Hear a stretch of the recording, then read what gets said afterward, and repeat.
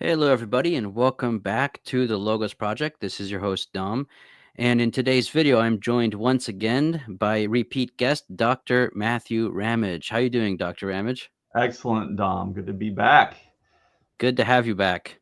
So just for anyone who's new to the channel and who hasn't seen the other videos I've done with Dr. Ramage, let me go ahead and introduce you for the new guests, the new viewers. So Dr. Matthew Ramage is professor of theology at Benedictine College, where he is co-director of its Center for Integral Ecology.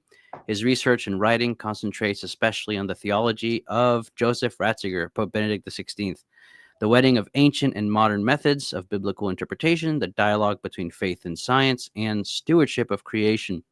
In addition to his other scholarly and outreach endeavors, Dr. Ramage is author, co author, and translator of over 15 books, including Dark Passages of the Bible, Jesus Interpreted, The Experiment of Faith, Christ's Church and World Religions, From the Dust of the Earth, and The Essential Guide to Ratzinger, which is your most recent release, which we Yes. did a Yes. video on. Yeah, I tell people, people ask me, where should I start with Ratzinger? And if I'm honest, it's hard to say because everything is so united in his thinking. It's hard to jump into the deep end of the pool. So I just tell them, read Dr. Ramage's guide to, the essential guide, and then pick whatever book you want. Oh, thanks. Yeah, right. It's kind of meant to be that way. So cool. Exactly. Yeah. No, so today we're going to be talking about integral ecology.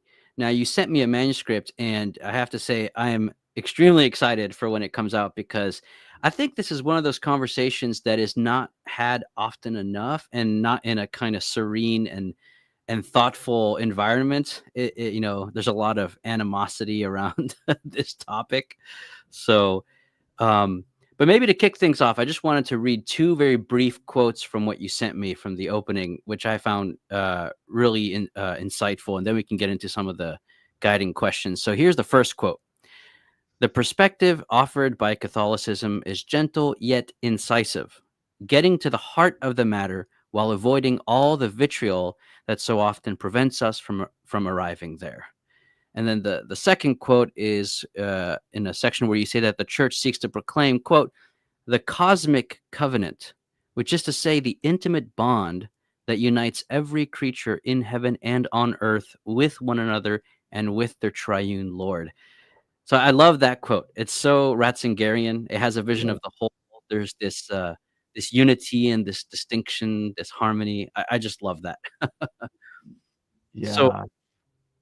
yeah, okay. So maybe just to jump into this, could you maybe describe for us the current state of secular environmentalism? Uh, Basically, some of its underpinnings, right? Some people, I mean, and rightfully so, point out there's a kind of pantheistic undertone. There's an anti-human aspect that's very problematic. Could you maybe talk about the way that the secular world sees environmentalism versus like the Christian understanding of creation? Absolutely. Yeah. And, when you wanted to talk integral ecology, I thought it'd be worth showing you what I had there. Hopefully, we're about to have a contract on that book. It's going to be on basically the Catholic underpinnings of environmentalism from an authentically Christian point of view. And yeah, so often it's not, right? So often it's Yeah. anti-human. The same folks who rightly want to take care of the planet are often okay with justifying abortion. Hmm. And now, what you've read so far, if you read the intro, it's a lot more tame than it began. It began a little bit punching, Okay. and that's why you have people read your books before you publish them. They said, you don't want to Yeah. begin that way. I'm not usually a very, antagonistic individual, but I began that way because you do see things like that, and you see environmentalists often claim that Christianity and Judaism, with our scriptural underpinnings, have basically been the fuel for the environmental crisis that we face. So Yeah. when you have this anti-Western hatred combined with things like abortion, and then a very patronizing attitude that people have, and then they turn around and it looks like they're preaching one thing and doing another, then Mhm. it's no wonder that a lot of Catholics kind of write off the environmentalist project as for a certain political group and all that. But I found that the Catholic Church's approach is really unique, right? As anything, it does the both and. It has the most balanced, incisive perspective. So I will say one quick other thing, though, as a theologian who does things related to biology, who's a armchair naturalist, not in the philosophical sense, but in the Yeah. logical sense. Um, I've talked to people who are professionals in the field, like my friend Sam Shepard, who's out at Ave Maria and does great work.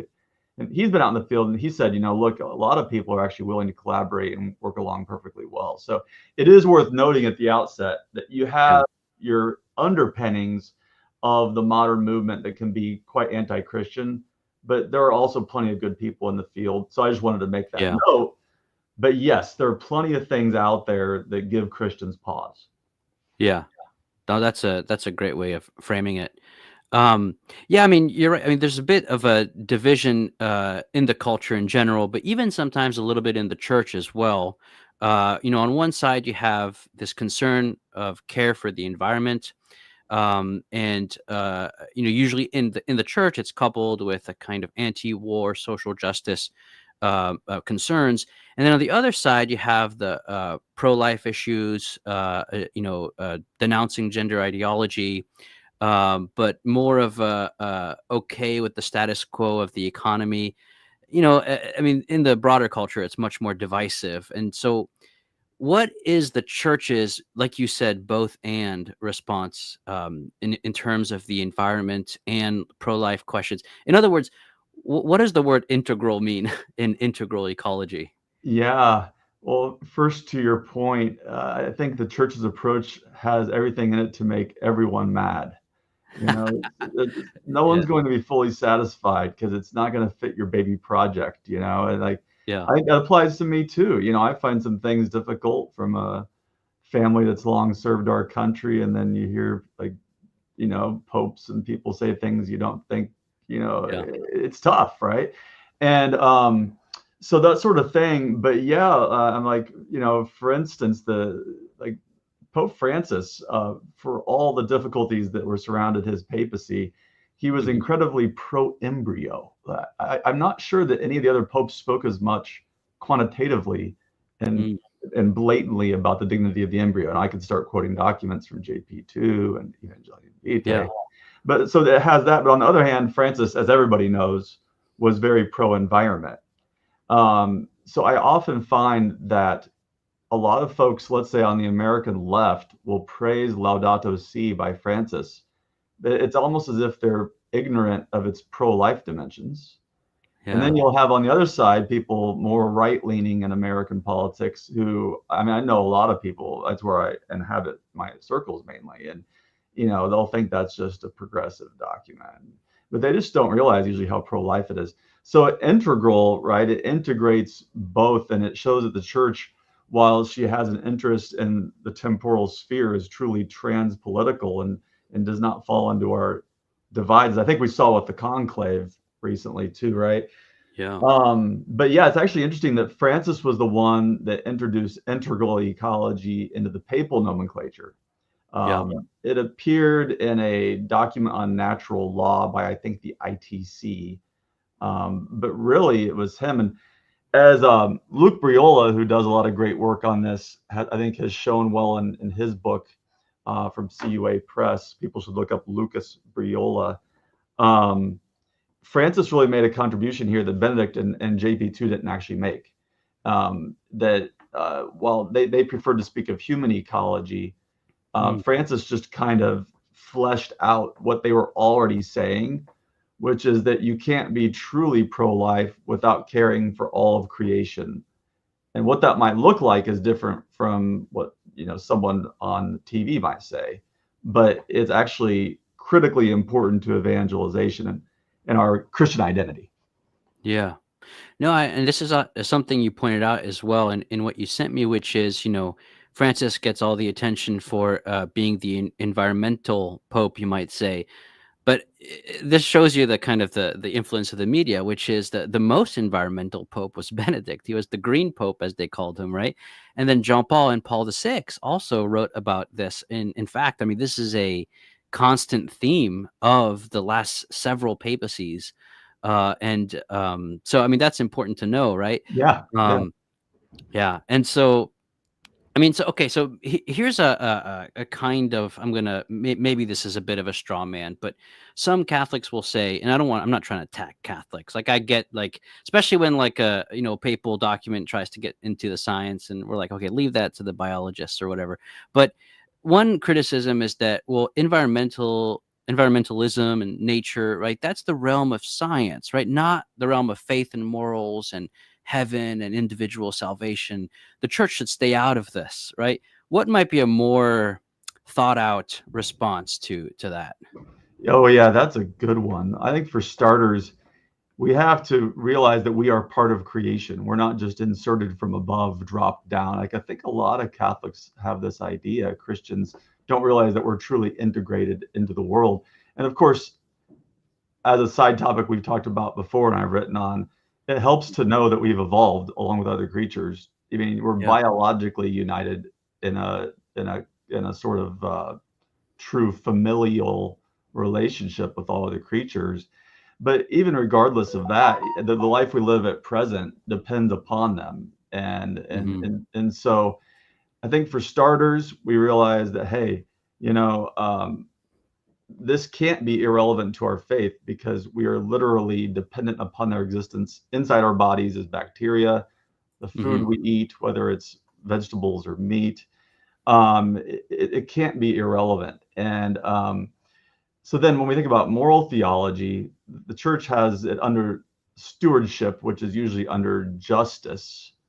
Yeah. And okay, as a Thomist, broadly speaking, sure, it's justice can only be owed to persons. So it's maybe Thomas might say it's owed to God, and we refer it to creatures, but it's really to God. But one thing I have found fascinating about this is the more I go on and I see again people who will say it's not really relevant to our moral life, the more experientially I find both morally and spiritually it is relevant. Yeah. So like how let's just say you're a litterer, to take a very minor example, the way you treat that styrofoam you threw out the window in front of my car while you were driving at 60 miles an hour. Not that that's ever happened to me, yeah, it affects me, the driver behind you, but the way you do that speaks to what you think of God's good creation. Yeah. You, and there's a translation from Aquinas that it says something like to hold creatures cheap is to slight the divine power. Wow. And I think that that's right. I think that how you treat the creation reflects how you treat the creator. And if we go kind of communio here, creation is a gift from God. So to throw God's gift back in his face does affect your spiritual life. Yeah. No, that's great. It seems to me also like the question that modern technology poses is a question that many people in the tradition didn't have to face, at least not in the same way as we're facing today. And also, as you point out, the evolution, the discoveries of modern biology, kind of showed that you can't actually separate the created world from human beings. Like you said, we're not dropped in from above. So there's a genuine bond there that must be theological. I mean, and you pointed to communio, this idea of creation as gift. I mean, there's a whole metaphysics there, you know. Yeah. Yeah. So I feel like, I mean, this is very fruitful. Room for investigation, right? And I'm really excited about the book that you sent me, because it seems to go into that through the perspective of Joseph Ratzinger. Yeah. Um, so actually, I just wanted to quote very briefly another part from what you sent me, and then tie it into the tradition's conception of the two books. I think this is a very fruitful Hmm. area to think about this. So here's what you write: Nature is an epiphany of divine splendor, analogous to the Lord's revelation in the book of sacred scripture. And then you bring up this idea of God's two books, which is a deeply patristic, I mean, Hmm. Pauline idea. So could you maybe talk more about this idea of the two books in the tradition? Yeah, actually, it ties into Ratzinger here. The book kind of began as, you know what? People need to know what Ratzinger said. Everybody talks about Francis all the time, and let's Yeah. show what Ratzinger said. And I'll show you he's maybe even more ecological than Francis. and then it morphed into this thing that ended up being the entire tradition on the topic, insofar as you can do Yeah. that in 250 or 300 pages, whatever I cut myself off at. Um, but yeah, so I started really diving deeply into something that was inspired by JP2, his language of the sacramentality of creation. Mm, That all creation is this epiphany, that it reflects God in some way. And of course, his theology of the body holds that of all mm, creatures, humans are the ones who most aptly reflect the divine. But yeah, so you referred to Paul, that all creation bespeaks God. We can know God's existence through reason alone. But yeah, all throughout the Fathers, you see this notion that creation is God's first book, mm, that he wrote in words that come through the mouths, if you will, of the birds, or through the very being of the butterfly. Like Psalm 19 says, their voice goes out to all the earth, yet there yeah. are no words, right? Yeah. And so that's been a meditation point for me. I made my Catholic World Report column monthly based upon that title. I actually stole the exact expression though from a friend and mentor, Ken Howell. He wrote a book called God's Two Books, and it was on early modern Oh, physics. But usually the fathers speak of creation being God's first book and things like that. But I asked Ken for permission. I said, can I use God's two books? Because I just think it's a great way to capture it. And it's yeah. really become my thing I've been doing. I sort of began, a lot of my work was biblical scholarship, right? And there's so many people doing that, and I'll still do it, but I really have begun to see that there's been a need for the other book to be recovered. That Mm, grace builds on nature, and so you have to have that foundation right. And gosh, there's so many good books and things we could talk about too. But for example, if I could mention one, yeah. as part of the center that I run here at Benedictine, the first speaker we brought out for us a few years ago was Chris Thompson. He's the dean of the seminaries of St. Paul, and he wrote this book called The Joyful Mystery: Field Notes Toward a Green Thomism. And that almost sounds like an oxymoron at first, a Yeah. green Yeah. Thomism. Yeah. I But love he's that. showing that Aquinas has the principles there, although, like you said, he didn't have to face the technological question, he didn't have the environmental problems, things like that. That nevertheless, one of the Thompson's main claims is that the new evangelization won't take full foot unless we actually take creation seriously. And so he actually argues in that book that the renewal of culture cannot be separate from creation. Yeah. I find that so interesting, this idea of green Thomism, because one of the main things that Thomas does in his reception of Aristotle is that he kind of refashions Aristotle through the doctrine of creation. And the doctrine of creation is behind, I'm paraphrasing here, but things like that he says, like the nature, the essence of a fly is something that we can never exhaust with our intellect, Yeah. right? And so there's this idea that creatures, precisely because they're creatures, are inexhaustible and they reveal the mind of God. I mean, that is Thomism 101, you know what I mean? Yes. And Yeah. so this idea that green Thomism, I love that. I'm gonna make a video called Green Thomism. That's great. Yeah, yeah, Um, no, Thompson will be happy about that. yeah. um, so I want to get into Ratzinger because this is something. So I was reading through what you gave me, and it just dawned on me, like this man wrote about everything. I mean, he wrote Mhm. about liturgy, environment, moral theology, church-state relations, like any like hot topic in Yeah, theology that's relevant to us, he wrote about. yeah, And it's all like it all has this harmony and this wholeness.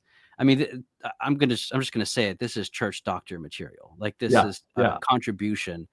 Anyway, I'm always more and more impressed every time I come No, I across mean, he a topic. gave me an easy career in a sense as an academic writer. I like controversial topics. I think they need Yeah, addressed. And then lo and behold, Ratzinger always seems to do it and do it yeah, better than do it. anybody else. And I you don't know. want to Yeah, have him obviously as a sole source, but yeah, yeah, very rarely do I come across a topic where I'm going to make an entirely original contribution. Ratzinger hasn't touched it. yeah. Oh man. So okay, so let's get into his thought. So I'm just going to quote another aspect here. You write, "We who bear God's image are united at every level with all of God's creatures in a covenant of kinship, whose bond is forged in the likeness of the Paschal mystery." I just love that phrase. So as we said, right, Benedict's been called the Green Pope. In his theology, he speaks of this covenant with creation. And for some people, this is a new concept, a new idea. Yeah. Uh-huh. Could you open that up? And where's that in scripture? Yeah, in Yeah. general. Okay, so I first came across it in Benedict, and he actually calls it covenant with the environment. To be a little bold, I don't know that that's the right phrasing. You know, Yeah, I retool it as creation yeah, because the environment gets abstracted, and of course yeah. he talks about creation. He knows as well as anybody. But fascinatingly, Francis used to like to quote this a lot. And I love Mm. like looking at like doing source criticism for fun of papal documents, who wrote it or who contributed. Like I like to say like Francis's editors forget that Benedict wrote it, and they'll like quote Francis saying it. You know what I mean? Yeah, But that's the Catholic Church for 2,000 years. Who knows where the saying arose? You know, yeah, yeah, Augustine. We say Augustine said blah blah blah, but yeah. oftentimes you can't find it in the text. But yeah, Benedict introduced, as far as I know, the expression that we have a covenant with the environment, um, and it's grounded in our covenant with God. So first thing I did was I started thinking through it, and then I was thinking of biblical passages. I had one in mind, but I did the thing that so often we theologians do these days. I went on Facebook, which can Mm. actually be helpful. You know, and I was like, hey guys, anybody ever read anybody on this? You know, covenant with Yeah. creation. And it was funny. One of my former housemates said, "There is no such thing." You know, like, we're friends, but you feel free to disagree. You know, Yeah. but I was like, nope, I'm pretty sure this is biblical. And so when you know they leave the ark in Genesis 9, God tells Noah, "Behold, I make a covenant with you and with every living creature that is with you." Yeah. And he repeats it basically 7 different times: a covenant with me, with the earth. And just people could go, you viewers could go and check out Genesis 9. And so the real argument becomes, well, what do we mean by this? Because you would think that a covenant is only between people with a free will to reciprocate. Yeah. So I think necessarily to me, it must be analogously covenant, speaking as a Thomist, right? Yeah. Um, but I think there are neat parallels if you get a little creative here, like without making other creatures on the level of humans. Let's think about baptism. The child enters into covenant with God and the whole church through baptism, but he or she doesn't do that through their own free will. It's Yeah. through the act of the parents, which shows the total gratuity of it. Yeah. And so I think there's an analogy here that by the very act of being, they're united to us and loved by God. And biologically, right, we've already said it just is the case that we depend upon them. They depend upon us in some respects. More we depend upon them usually. Hmm. And so that's a covenantal relation. And the kinship element, it's cool that theology kind of says this, but it's also grounded in the biology that we have a true family and Yeah. heritage with them. And I use the word kinship because of all the different types of covenants there are out there. You know, like, do you Yeah. have a master-slave relationship? Is it like one of those vassal treaties of the Oh, ancient Near yeah. Eastern world? And like I think we've all learned through popular Catholic catechesis the different types of covenants, but this is I think a kinship one, if you want to put it Yeah. in those terms of biblical scholarship. And I think what I'm trying to do at least is the popes will just say it, and then it needs fleshed out. So I love Yeah. my wife will, and I'll say, well, I can say blah blah blah. The popes say it. Usually it's Benedict, and she said, well, Yeah. you're not the pope. You know, you had to actually explain it. Yeah.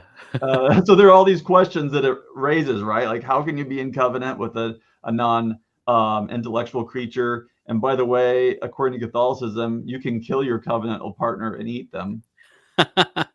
So there's all those things that need worked out. Yeah. Oh, that's fascinating, especially what you brought up with the different kinds of covenant. I'm sure we'll talk about it, but because there's that. I might as well bring it up now, right? Which is that the command to subdue the earth, right? Is this not the cause of the Western world's abuse of the Yeah. earth through technology? And what you just said is interesting, right? Which is it's not a vassalage, master-slave covenant, but it's a kind of a grant covenant, right? A covenant Mhm. of kinship, as you said. So maybe let's talk about that. Like what Genesis seems to be saying, that we should technologically make use of this stuff at our disposal, right?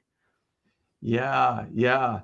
So, the gift we have, right, of being in this communion and then being able to use it, right? And oh man, like thinking about the difference between love versus use in Augustine is something that's percolating right Oh now in my yeah. mind. But I will say one thing, like usually the church, we do not use the language of animal rights. Yeah. Like I had Peter Singer like came to speak in my class in undergrad at the University of Illinois, and of course he's famous for being not only pro-abortion but up to Hmm. infanticide, and he's the one that really got the whole animal rights lingo going decades ago. But it's interesting. Like there's a professor at the Air Force Academy, Paul McDonald, who argues really interestingly in the American Catholic Philosophical Quarterly that there's a way in which you can predicate rights to animals analogically. So, for example, if you take Aquinas's writing on its own terms, what it looks like to me is for Aquinas, there's no difference between harming an ox versus an ox cart, because the damage, the reason it's immoral for Aquinas is that it harms the doer, vice, or it Yeah. harms another guy's property. But McDonald's saying, well, there's got to be something more to it that we've arrived at, that there's a greater dignity. It doesn't mean that those animals are humans, but to be sure, if you just go and you abuse a dog, you've done bad to yourself, but the dog has some kind of dignity. Mhm. So there's a development to be made there. And he ends up saying, by the way, Aquinas distinguishes persons versus non-persons as an on-off switch. Mhm. And McDonald's suggesting we should think of subject versus objects. Mm. But I think that that's an entry point into this question of how, okay, well, the Catechism says we can eat animals, we can kill them, but we should minimize, suffering. Suffering. So, Yeah. in an industrial farm, we shouldn't have just feces everywhere with no room to walk for the animals. You should kill them mercifully, which a lot of people who don't have knowledge of creatures firsthand don't realize there are quick and easy ways to kill an animal that's Mhm. probably a better death than they would go through Yeah. in nature, Yeah. and then so the technological issue that we face has a lot of facets, and I'm going to admit to not being the best at putting the following into practice. My wife is better than me because I'm always about saving dollars. And she's like, we should go and buy that pig at the local guy, and he butchers it, where it came from. And I'm like, but no, I can get my pork butts for 169 a pound, and I don't have an idea where it came from or what happened to it. But to be sure, I think it's safe to say that if we want to do things right, we're probably going to pay a little more. We're probably going to be slower in our approach. And I believe it's also too complicated to tackle every topic. So I think ultimately have to choose certain things and be very conscientious about those. Yeah. Yeah. Well, actually, I mean, this raises the question of practical holiness in a kind of ecological register. So, Mhm. at one point in what you sent me, you write, embracing care for creation is an essential element in our personal call to holiness. And you even make mention of ecological virtues. So, Yeah. this is a dimension that I think is very unexplored in Catholic spirituality and moral theology. So, what do you mean by ecological virtue, and how does that impact our holiness? Yeah, and I'm taking that right out of Laudato Si. There are a few books out there on it, but yeah, it's not been implemented very well. Again, I think that my hot take is people have said this is not really that important, or it's not Mhm. really a pro-life sort of issue. But there are those, thankfully, I've encountered more and more that care about this. In fact, my Benedictine college students I get usually dig it. Now I Mm. probably have a self-selecting group that takes my class when I teach on this, Yeah. but these are not Gaia worshipers. These are not tree huggers. These are very, let's say, conservative, traditionally minded Catholic students, and especially if they're from places like Colorado, they get it. Like they love their nature. And Yeah. um, but yeah, the ecological virtues, as a place to find holiness, and the ecological spirituality. That's Francis's phrase. Benedict speaks of a spiritual ecology. I Mm. think the reason he does that, in my thought process, is if you say ecological spirituality, it could easily register like tree hugging and Yeah. everything Pantheism. is, Yeah. pantheism, Panpsychism. which Francis himself roundly denounces. Yeah. But so I think it looks like this. How are these relevant for our faith life? Well, like I know a lot of stuff in my own yard because I planted. We have a 20-year-old house. We've lived there almost that long. I planted the maple trees. I know what they are. I planted the blackberries. I planted the Bing cherry trees, which have finally produced this year. And all those sorts of things. I know what I have. At the same time, there are plenty of things out there I don't have a clue what they are. Hmm. And it's like, well, God placed people in your life, and the principle of subsidiarity would say you should, take care of those most local to you. Things are best taken care of in the most local possible. If you don't know your own next door neighbor, that's kind of pathetic from a Catholic and human point of view. Yeah. And you're not, if you're trying to help people out in Africa, but you're not helping your local community, there's something backwards about that. So to think about providence of how God placed you in this locale, and I have a bit of a Benedictine spirituality to this as well, the importance of stability, which is so anti-American. But it's Yeah. really weird if you travel all over the country or the world, which I like to do, but you've never been down and got to know your own river. Uh, Yeah. COVID was really good for my family on that respect. Is like we took walks in the 30 minutes around our region that we had never done before, and you Nice. realize, oh man, like I always have this back of my mind. I wish I lived again in Florida. I love the beach, or I wish I lived, in the Rockies because I love mountains, and I just have Kansas, you know. But that's no way to live. To always Yeah. be wanting to be somewhere else. My wife has been instrumental in helping me to realize, and this is going to sound really lame, but man, look how beautiful that stark evening, twilight is out there upon the fields of hay, the fields, sorry, fields of wheat. And Yeah. it's true, it's beautiful. And that then transforms me and it contributes to my holiness when I can thank God for the good things he has given to me specifically for my life. That's so Eucharistic too, right? The wheat and Thanksgiving. Mm, What's fascinating is that, I mean, we all know that today, right? Anxiety, depression, screens, distraction, isolation. These are like the problems we face, and they're not conducive to human flourishing.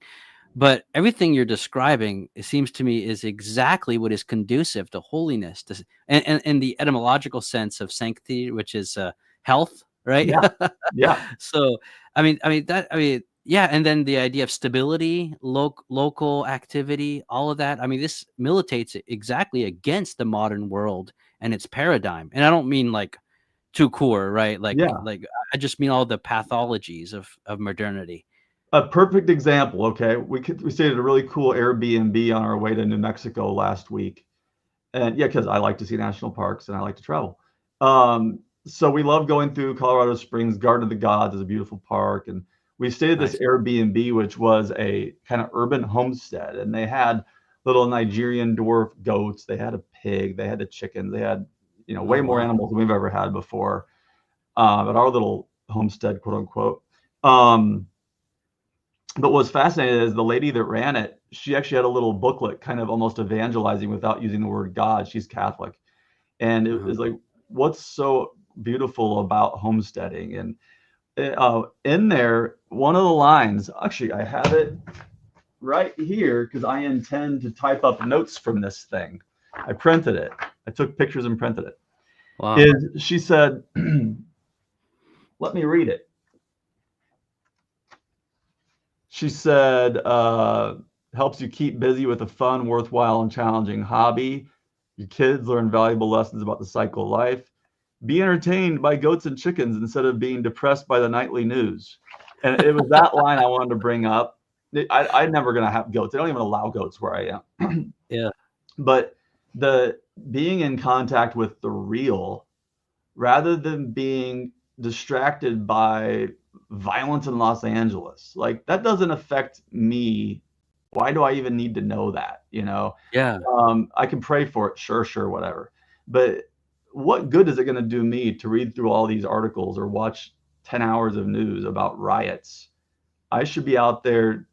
I could be in the Adoration Chapel, but I should be out there encountering God's other book he has given me. You just have to open it.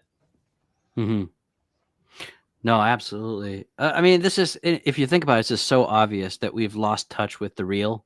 I mean, this is so traditional, right? So it seems to me that this whole idea of green Thomism is this idea of back in contact with the reality of creation and the influence that has on our life and even on our thought, right? I mean, Yeah. this is just fantastic. And it's funny because you were talking about how we treat creation, right? Its relationship to our holiness and our happiness, our sanity, our health. It seems to me that, like, one analogy, this may not be the best, but one analogy about how to treat animals humanely could be the analogy of a friend giving you a gift, right? You cherish that gift. Obviously, if it's Mhm. like the type of gift that is meant to help you out in terms of you use it for right, like if a friend gives you, I don't know, a knife or something, right? Yeah, You make yeah, use of it, right? yeah, But you treat it with because it's a gift from your friend, and it bespeaks your relationship to that friend, right? And yeah. so, yeah. Great. Yeah, you treat it with greater care. Yeah, Exactly, but it doesn't mean yeah, you put it aside and don't touch it and right? But it doesn't mean that you abuse it because that would be, breaking your relationship, well, mistreating your friend in a certain sense, which here is God, the giver of gifts. that's really well said. Exactly. And I think that you can, that's from the gift perspective, right? That's absolutely true. You could look at it. I have an analogy, which is okay, if you own a business, who's more likely to treat the goods of that business well? The hired Mhm. hand or the son who's going to inherit it? Yeah, It yeah, should be obvious. And so if we are called to till, keep, and subdue the earth. And I'm giving a paper on this in a couple of days at a Bible conference, actually. But to mhm. radah, have dominion, and kabash, subdue the earth.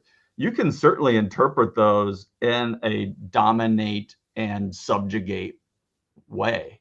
Like a Um, Francis Bacon type way, yeah, yeah, like I love that about being Catholic. Bible alone, you can totally do it. But I yeah, was meditating upon this morning. Like it just does not fit the picture of the Bible in relation to the created world. The yeah, Bible is a kind of green book. It's pretty yeah, amazing, and there have been a number of Catholic and Christian scholars to point this out. But so you have to interpret it not only in light of that passage, but in light of the whole of Scripture and whole of tradition. So yeah, it's not dominate, it's a loving dominion, and it's not yes. subjugate, but it's the rational ordering and loving ordering that you would Yeah, give to your business, that you would give to your family. That which is a ordering. participation in creation, ironically, you know? Yeah, Yeah. exactly. Yeah, that's beautiful. We have a green pope, a green book, and a green Thomism. I love it. Yeah. This is great. I really want to capitalize on the liturgical aspect. When I was in the monastery, I was copying this commentary on the Rule of Saint Benedict by Don Paul de Latte, Hmm. French Benedictine, the third abbot of Salem. Oh, And yeah, it's actually it's the best commentary on the Rule of Saint Benedict out there. People, you can find it on Amazon. It's just called Commentary on the Rule of Saint Benedict. I huh. think you would love it if you haven't read it. It's No, I've really good. not. No.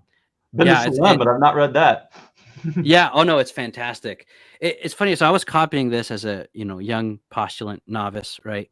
And there was the chapter, his commentary on Benedict's introduction to the work of God, the liturgy, and he starts to waxing eloquent on this. And To this day, it was the part of the book that moved me the most, and I have a copy of my notes from the monastery somewhere on my shelf.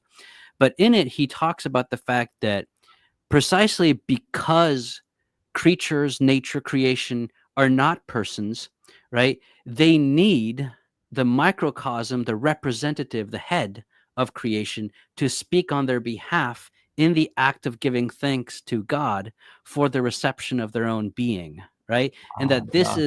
this is the liturgical action par excellence, and it culminates in man. Not just that, he goes further. He says, in the man God, right? Oh, the yeah. the ultimate microcosm. And I just remember reading that and just being floored. And then he goes into the last three psalms of the Psalter, and it's Oh my all goodness. isn't that amazing? Yeah, I'm gonna have to open my browser here. How do you spell his name? So Paul, and then Delat is Delatte. Yeah, commentary. That Yep, is commentary on the Rule of Benedict. yep, that's it. I'll look that up, yeah, because well, the microcosm part there is fascinating. I've found that in some fathers. I've got to Yeah, maximize us again. But yeah, I that would book not have was thought a huge. French, Benedictine abbot would have Yeah, spoken yeah, in that way. But that's actually, yeah, something that Benedict XVI talks about, and Francis has too, on how you lead the creature back to God. There's a sort of reditus. It's weird yeah. as a Thomist though, because the creature does not need us per se.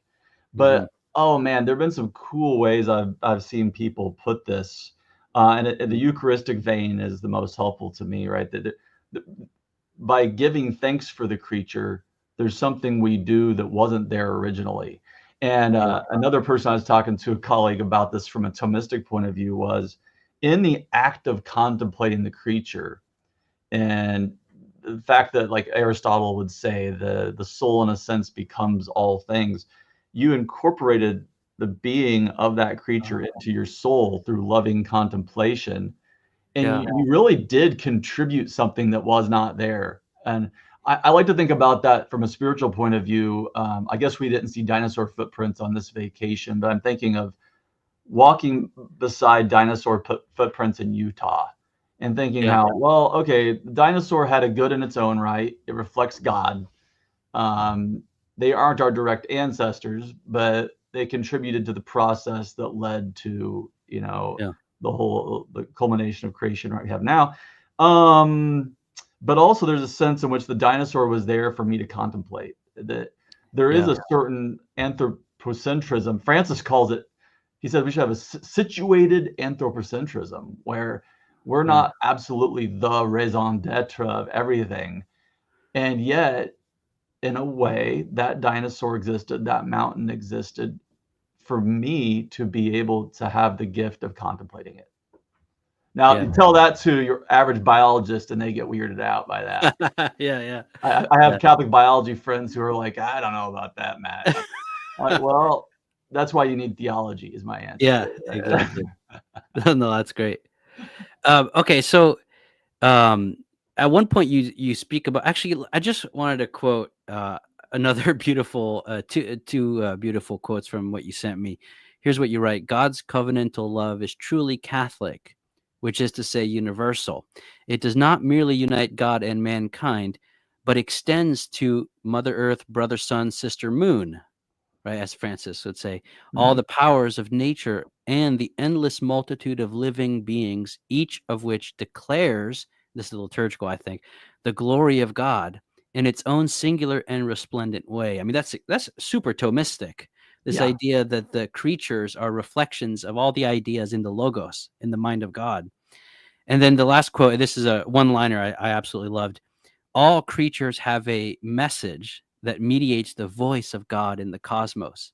That's very Pauline, right? yeah, Romans 1. yeah. I just love those passages. That Um, last one I stole from Benedict, the 16th. And then the other stuff, yeah, it's more or less the canticle of creatures, Daniel 3. yeah, yeah, It's various psalms. And yeah, so then you mentioned it's Thomistic. Also, my kidney donor, he did his dissertation on Maximus the Confessor and the Logoi. And so I have a certain devotion to Maximus because through my friend who gave me sustained life. But Maximus, the one logos Wow. is many logoi. That Yeah. that these creatures pre-exist in the idea and their ideas in God, and that the divine, he manifests himself in space and time, especially through the incarnation, but through all Mhm. creatures are reflections of him. And so I love to think about the analogies that get drawn. Like you'll see fathers speak about certain virtues of the animals that you can even learn from. And you Oh get wow. kind of crazy there with that. But I like of one like Teresa of Avila. I know she's not a father; she's 1,000 years later, give or take. But Mhm. like she looks at the butterfly, and this is a Yeah. low hanging fruit because butterflies are cool. But she says, well, if you look at the caterpillar on its own, yeah, they're kind of eh. Um, but they go and they liquefy themselves. They go into this little cocoon of death, it would seem, and they Yeah. emerge with the transcendent ability to fly. And she'll Wow. look at that and say, well, that's a metaphor for death and resurrection. The Yeah. resurrected body is imbued with this whole new set of potentialities. Aquinas would label amongst them agility, right? That were not in you, and yet you're the same person. You Yeah. did not become a new person. You didn't get annihilated and recreated like Jehovah's Witnesses think. You're continuous, and yet you are transfigured. Yeah. That's beautiful. Oh wow, I'm going to use that. The butterfly. You have like a Holy Saturday kind of Yeah, entombment thing. yeah. Do a little Wow. Control F on that manuscript, and you'll find where I bring that one up. Okay, I will. Yeah, and there's also the legend of the pelican. I think it was a kind of misunderstanding because they thought he was, opening up his side to feed his little ones with his own blood, but it turns out it was like a pouch or something. I don't know much Yeah, about yeah. that. I don't know the whole biology of it either. Yeah. And then in Clement's letter to the Corinthians, I think it was in the 1st century, he speaks of the phoenix. I think they thought at the time Yeah, that phoenixes were real. But I mean, the besides the kind of old-fashioned biology, the essential truth is there. yeah. That and actually this is the next thing I wanted to ask you is this is something that to me is not only incredibly beautiful but fascinating, which is the Paschal structure of Mhm. nature. Please talk about this. Yeah, so this is the one this is really dear to me, and it gets kind of controversial in some quarters, I understand, but it all goes back to the relationship of sin and death Mhm. ultimately. There's a way, okay, in which I don't know what you think, but I would believe the average Catholic, whether very educated or not, let's say pretty decently knowledgeable Catholic, would Yeah. probably presume that all death entered the world because of Adam's sin. Yeah. And everybody has different thoughts on it, but it's fascinating to me that for Aquinas, no, Yeah. it was Yeah. only human death, right?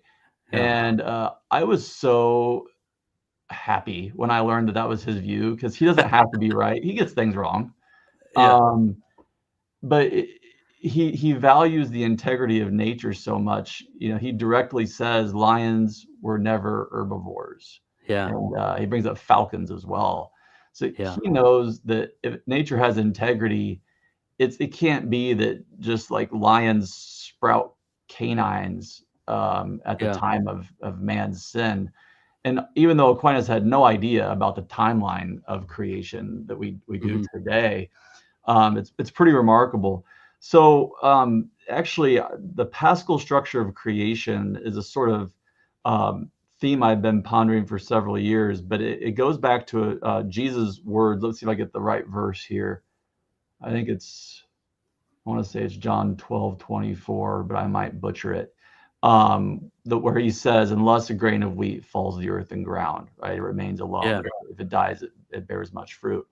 And Benedict the 16th takes that and says, well, look what Christ is doing here. He's saying that, um, yeah, he's talking about his resurrection, but this is also a reality of the natural order. He is the grain Mhm. of wheat that's going to die and bear fruit. But Yeah. it's also always been the case that things have to die to bear fruit. Mhm. And some creatures, of course, they'll immediately pretty much die. Like I think of the what we were watching, as giant octopus that has all these eggs it lays and protects them, and then it just dies.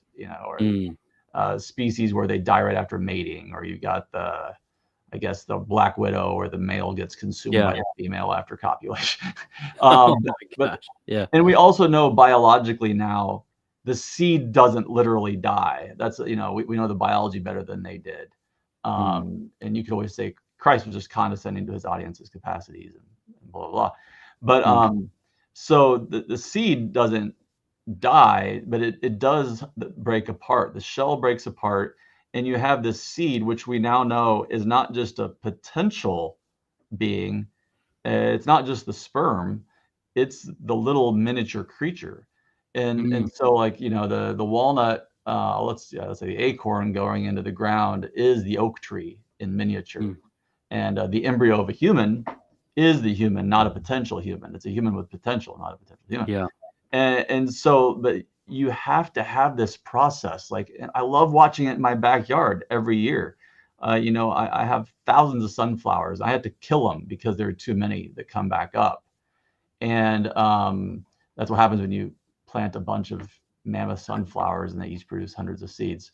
But anyway, those things have to fall down to the ground. The parent plant dies, it produces all these little babies, and then amongst them, some will survive. And that's the dynamic of the biological world. And that's the dynamic of our spiritual lives. We have to die to our old self. That's the whole Yeah. Pauline theme. And Christ died in his resurrection to enter his resurrection. So, Yeah. yeah, you see it at the order of grace, at the order of our spiritual lives, at the order of biology, that the heart of reality is this self gift inscribed in the created order. And then that Yeah. is mirrored off of the Trinity. And you could go Balthazar there if you want. Yeah. Yeah. Yeah. The Trinitarian self gift in eternity is the model of what occurs in time. Oh my goodness, that's just beautiful. To me, it's just insane that these mysteries of the Christian religion, these truths that are revealed in Jesus Christ, actually pattern nature and creation. One way that I could be wrong about this, but one way I kind of think about it is that the in nature, right, the principle of the Paschal mystery doesn't exist in the sense of, like, it's not like an emergence, like revelation, like a kind of modernist idea of an emergence of the truths of Christianity. Right, it's transcendent, it comes from outside. But one way I like to think of it is that the Paschal mystery, God's revelation, is like a magnet, and in nature there is the opposite magnet. So the principle of its own flourishing in a spiritual sense isn't in nature, but it has that kind of desire for the other magnet. This is very Hmm. Delubach, right? And so the Paschal magnet draws out the Paschal desire in nature, Yeah. right? So I think that's kind of, I mean, it's really the nature grace conversation, right? Yeah, But it is. yeah, but that's kind of how I read Ratzinger on this, and some of other people too, like Delubach, and recently I've been reading a lot of Blondel, and he speaks like this too. So anyway, I just find that so beautiful. And then you bring up Balthazar and the whole idea of that, like the kenosis of Christ actually reveals something about Yeah. the intra-Trinitarian love of the Yeah. persons. I mean, and then it's all reflected in our biology. That's just incredible. Yes. Yeah. Okay, I wanted to ask you this next question, which is equally as exciting as the Paschal structure of creation. And this is a bold thing. I mean, it's not you saying, it's Ratzinger, but you're quoting him. I'll just read what it says. So you speak of the priestly role that the church envisions human beings playing in the consecration or even transubstantiation of the world. We kind of briefly mentioned this last time we talked, but what do you think about this? Yeah. No, that's one of those ones where my wife says, well, the Pope can say it, but you have to try to explain it. Yeah, And yeah, she'll say, well, it may not be the most apt analogy. Well, here, I'll try to spell it out and see what we think. But first okay, of all, the priestly element, that could weird people out, but it's just simply biblical in its catechism, and it's nothing new that we have the sacramental priesthood, and then mhm, we have the universal priesthood of the faithful, right? yeah, And I forgot the catechism quote. It's probably like 10 something or other where that is in the catechism, but easy to find.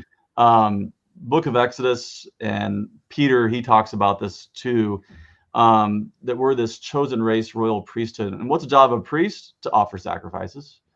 And so we are called, as Paul would say in Romans, to offer our lives as a living sacrifice, holy and acceptable to God. And we do that by not being conformed to the world, right? Like Paul says. Well, the next step of my thought on that is I've always been fascinated since college by Vatican II, when it says that the laity, our job is to consecrate the world to God. Yeah. Right? It follows upon that priestly notion. And then this is also was in college. I started reading Ratzinger, and I was like, whoa, he speaks of this as an analogical transubstantiation. And he said that both before becoming Pope and as Pope. It's not magisterial in the definitive sense. Yeah. But what he's going for there is that he says the Eucharistic species, the bread that has been consecrated, becomes the power for me to be divinized. And that is a Catholic traditional term, that we are divinized, which sounds heretical at first, but it's essential to the tradition. But I don't become a blob of God, if you will. I don't simply become, I can't become uncreated. And we're always distinct from God. And Ratzinger himself says the best analogy is that we become God in the sense that two spouses become one flesh. Yes. Yeah. Right. You're totally united, yet you remain distinct, and all the greater of a unity because you're not a monistic unity, but a commune unity. And so I think that is the way to think about creation too. That the tradition going back to Paul in Romans 8 thinks that all creation is going to be renewed at the end of time. And Ratzinger sees this as a process that's taking place now. And Francis would talk about this, how other creatures are, quote, journeying with us, and that we have a role in their transfiguration. So I think transfiguration might be the safer word to use, that all creation in some way is being transfigured, and whatever it looks like, will exist in heavenly glory in a transfigured mode. So you can debate the merits of the term transubstantiation, but here's one thing I've tried to flesh out that Ratzinger doesn't say. I'm just trying to make sense of what he's saying. If you think about it, in transubstantiation, the substance changes, the accidents remain. So my thought process is this. I had an operation this week, and thankfully I've had a bunch of them over the years. This was one of the ones that was pretty painful, but I've seen worse. I forgot to go home with my oxycodone script, which didn't help, afterwards, but oh well, I survived. And but like, so when I have pain, this is not the surgery, but I often have pain in my arm here. Well, I could just curse God because of it, or I could just whine, or I could just generally be unhappy, or I could decide to offer that pain to God and pray that he transform it and remove it if possible. But if not, not my will, but thine be done. But when I offer that to God, I see it as an opportunity to, let's say, offer this so that God might give his grace to someone, right? Offering it up on behalf of an intention. Or the way I think about it actually is kind of trippy, but I think of this is my way of entering into the Paschal structure of creation. Christ showed us the way, and we're not greater than the master. So if you can't get rid of it, I think one of the surest signs of God's will is you can't get rid of your suffering, then he wants you to be sanctified through it. It doesn't mean you shouldn't keep trying or whatnot, but ultimately death is the example of that. You're not going to escape death. So it's God's will for your sanctification that you go through this process to be fully conformed to him. And Aquinas himself says, he asked the question, well, why didn't God just bring us to heaven straight away upon our baptism? He could have. And he said he didn't do it because he wanted us to go through the experience of redemptive suffering. But here's the key for me. As I offer up my suffering, the accidents didn't change. The pain quota is still the same probably, although there are studies that apparently show that a good mentality helps and all that, right? But The pain is still there. The physics look the same, but I have changed the character of the suffering from Yeah. one of misery, maybe even anger and rebellion, to one of joy. And Yeah. I see that as an example of transubstantiating within creation analogically. And then there are ways, I think Ratzinger did not have this in mind, but this is cool in my opinion. Okay. I like smoking pork butts, like which are really shoulders. So you have your 2 pork shoulders left and right. You bought it, about 20-pound package. Again, we can get this cheap in Kansas, at least $2 or less a pound.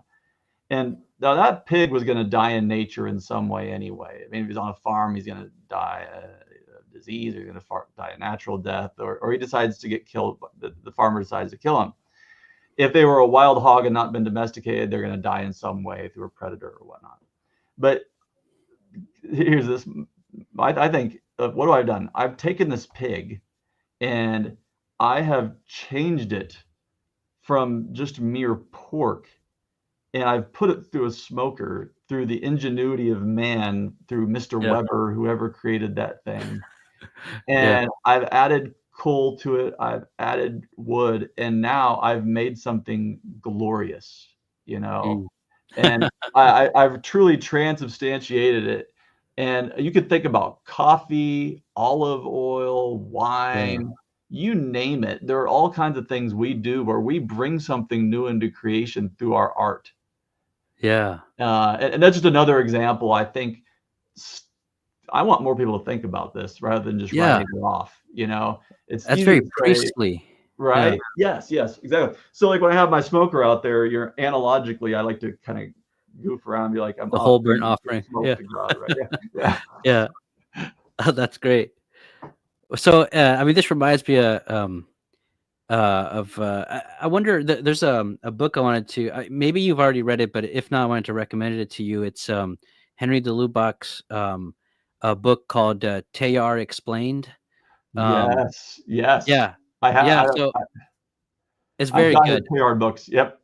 Yeah, yeah. So of course, Teilhard, all the caveats needed because he's not very precise at times, right? Yeah, And he yeah, has been co-opted by a kind of post-conciliar Teilhardism. So all those caveats being made, yeah, Benedict quotes Teilhard about this idea of us becoming a cosmic host of the yes, Eucharist, right? And so, and you both have this idea of sacramentality of the world and its materialness being transubstantiated, transformed, like you said, or transfigured.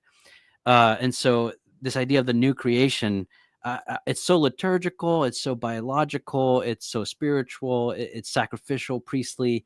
It's a yeah. beautiful image, I think. But yeah, you wanted to say something about that? No, it unites it all. It does. Yeah, it does. Yeah. I guess this is the question that a lot of people ask me, and I noticed that you bring it up in your book, which is, do dogs go to heaven? Right. Yeah, So, yeah. what do you think? Yeah. I don't know is a real cheap answer I'm going to give, but I think the following. I think most Catholics have not given the consideration enough due. Yeah. And I don't know, will the dog per se, as Fluffy or whatever, exist? I think Yeah. it's definitely safe to say whatever is good in the dog will exist because it exists in God. But this is Yeah. the kind of thing we have fun debates about, my colleagues and I. Okay. So, will the dog be there or will just the dogness be there? Uh, I like there's a Calvin and a Hobbes where it basically goes like, well, Calvin's like, well, there have to be tigers in heaven. And Hobbes is like, well, we have to eat people and stuff. Well, Yeah. how will I be happy in heaven? If there's no Hobbes. Well, Hobbes like, how will I be happy if I can't kill stuff? And Yeah. so there's a paradox there no matter what you do. And there's a paradox, frankly, of a human being there, one that doesn't procreate through sex or need to eat. Yeah. It's pretty weird. Yeah. I think Yeah. that's something worth pondering, and yet we know to be true. But I think when you look at the magisterial teaching, Hmm. um, the magisterium from Vatican II, Benedict, etc., it very clearly affirms that all creation is going to be transfigured. There's a Yeah. line from Francis where he says, eternal life will be a shared joy of communion where each creature will take its rightful place. That sure sounds Yeah. like dogs in heaven. Um, Yeah. but funny thing, I'm going to give a paper on this at Word on Fire, new resource month this fall. But Oh, wonderful. Aquinas, and I don't have time for this because I got to go drop my car off to my wife. But Yeah. the Aquinas thinks you're only going to have humans, angels, God, of course, the elements, and the planets, the stars. Mm. He doesn't want to have, and he feels compelled to not have other animate things. And I'm kind of thinking through this. There needs to be a development there because Mm. Aquinas ends up, and I would say, God bless him, but he has a new heavens and new earth without an earth. It Yeah. just kind of, is there a trippy way to understand like the elements were kind of floating around? But Yeah. anyway, more work needs done. The magisterium is saying one thing, and Aquinas is not saying it. So there's a thread there I think Yeah. you have to get to that Aquinas is on the right track, but he's limited by his, I would say he's actually being limited by his Aristotelian biology here. Mm. And like the stars he has in heaven, well, now Yeah. we know the stars are composite too. So Yeah. he would need to axe those. Hmm. So anyway, that's my current line of thinking and exploration I'm working Yeah. on.